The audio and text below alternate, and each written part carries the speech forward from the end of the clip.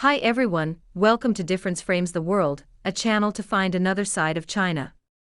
Today's China on World Affairs video is based on Wang Wenbin's remarks on July 2, 2021. As the press conference is very long, we break it into two parts, and here is part 1. We will try to upload part 2 later today or early tomorrow.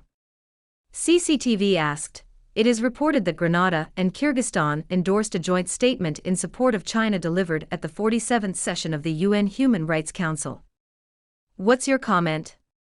Wang Wenbin answered, on June 22, at the 47th session of the UN Human Rights Council, Belarus delivered a joint statement on behalf of 65 countries, stressing that issues relating to Hong Kong, Xinjiang and Tibet are China's internal affairs, opposing politically motivated and groundless accusations against China based on disinformation, and opposing interference in China's internal affairs under the pretext of human rights.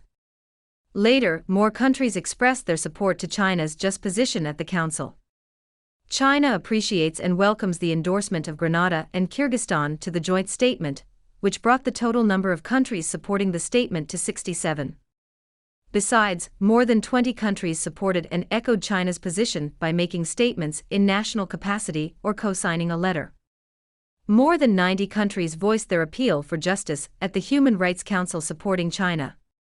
It is also an effort to uphold basic norms governing international relations and international fairness and justice.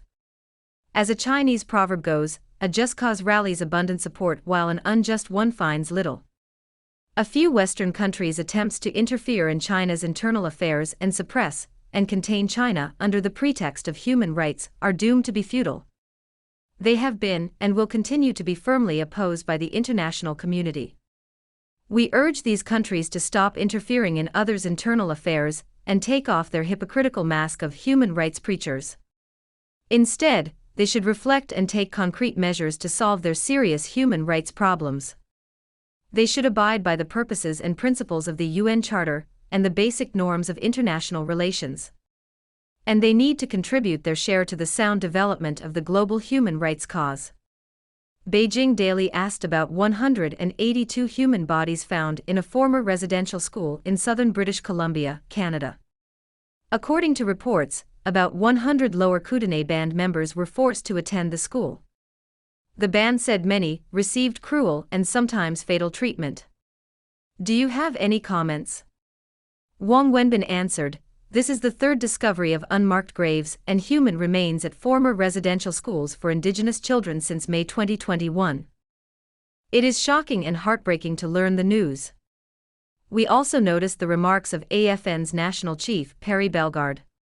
He said the latest discovery is further confirmation of what the survivors have been saying, that there are unmarked graves, and that there have been deaths in these institutions. He went on to say each of the 139 former residential school sites across Canada needs to be adequately investigated. The crimes committed in the past are already too much to bear. Yet, the injustice and discrimination experienced by Indigenous people in Canada at present are still going unchecked. An Indigenous doctor, James Makokis, published an article on Globe and Mail last week. He pointed out that Indigenous patients face long-term neglect and racial discrimination, resulting in poor health and unnecessary deaths. This pattern of abuse is consistent with the long history of systemic oppression perpetuated by Canada. For a long time, the Canadian side has been obfuscating the truth and shirking the responsibilities of persecuting its Indigenous people while making irresponsible remarks about others. We urge Canada to look at itself in the mirror and make more significant efforts to conduct a thorough investigation into the abuses and discrimination against Indigenous people. It should hold perpetrators accountable and compensate for redressing the injustice of suppression against the Indigenous people completely. Bloomberg asked a question on the U.S. State Department Trafficking in Persons report. The report says that the Chinese government has engaged in widespread forced labor in Xinjiang and other regions of China. Do you have any comments on this report? Wang Wenbin replied, we firmly reject the groundless U.S. accusation against China based on lies and rumors. It further exposes the sinister intention of the U.S. to use human rights as a pretext to attack and smear China and interfere in China's internal affairs. The U.S. has no authority to wield human rights as a stick around the world. It needs to reflect upon and redress its own human rights crimes, including genocide, racial discrimination, and forced labor. The genocide committed by the U.S. on Native Americans is a publicly recognized fact and stain. Even today, the natives remain an invisible community and a disappearing minority. According to U.S. media reports, the living space of Native Americans has been seriously squeezed. They also live in harsh conditions. Over 300 Indian reservations in the U.S. are located in the barren Midwest region. Most live a life far removed from modern civilization. About a quarter of Navajo women and some infants had high levels of radioactive substance in their systems due to mining for U.S. weaponry on their reservation. The number of Native Americans living below the poverty line is more than twice that of white Americans. After COVID-19 broke out, their infection and fatality rates are notably higher than the national average. The Navajo Nation even surpassed the state of New York, having the highest per capita coronavirus infection rate in the U.S. The Native Indian Health Service report shows that natives born today have a life expectancy that is 5.5 years less than the national average. Besides, they are seriously deprived of their civil and political rights. Earlier this year, Deb Haaland, U.S. Secretary of the Interior, acknowledged at her confirmation hearing that the U.S. Department of the Interior was used as a tool of oppression against indigenous tribes in the past. More recent media reports say that up to 100,000 people are trafficked into the U.S. for forced labor annually. Less than 1,000 end up being rescued. The cry of people like George Floyd still reverberates in the U.S. The tragic incident is only the tip of the iceberg of racism and systemic abuse of human rights in the U.S. In the U.S., ethnic minorities, indigenous peoples, refugees, and migrants are constantly threatened by discrimination, hate speeches, and xenophobia. At the same time, white supremacy remains a tumor in American society. The international community will be watching to see whether the U.S. can seriously review and redress its deplorable human rights record. AFP raised a question on the French prosecutors investigating for fashion companies, including Zara and Uniqlo France, over allegations that they benefited from the use of forced labor in Xinjiang. What's your comment? Secondly, why did China decide to join the OECD Global Tax Agreement? Wang Wenbin answered, "We've stressed on multiple occasions on this issue. The so-called forced labor is a lie fabricated by very few anti-China elements of a tiny number of countries like the U.S. It is an attempt to stir up trouble in Xinjiang to contain China. We firmly oppose any external forces to interfere in China's internal affairs under the pretext of Xinjiang-related issues.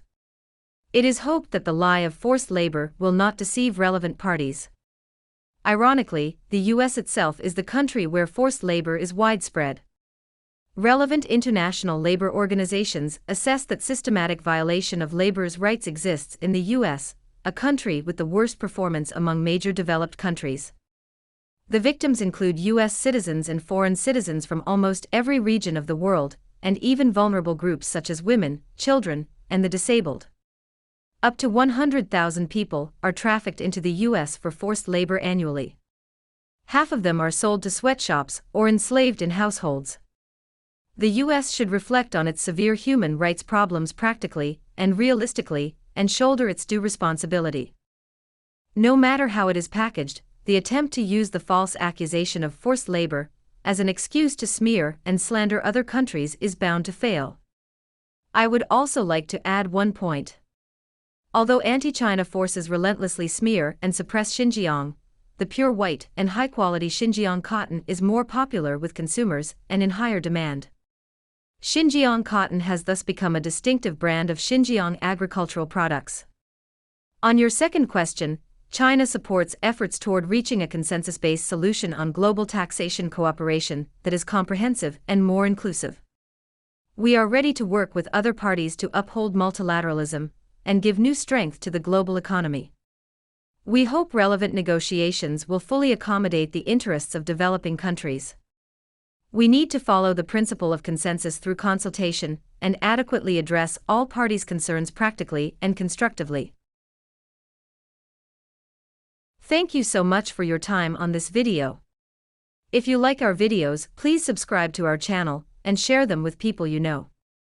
We publish videos daily and post long videos on topics viewers are interested in once or twice a week. If you have anything you want to share with us, please leave your comments below.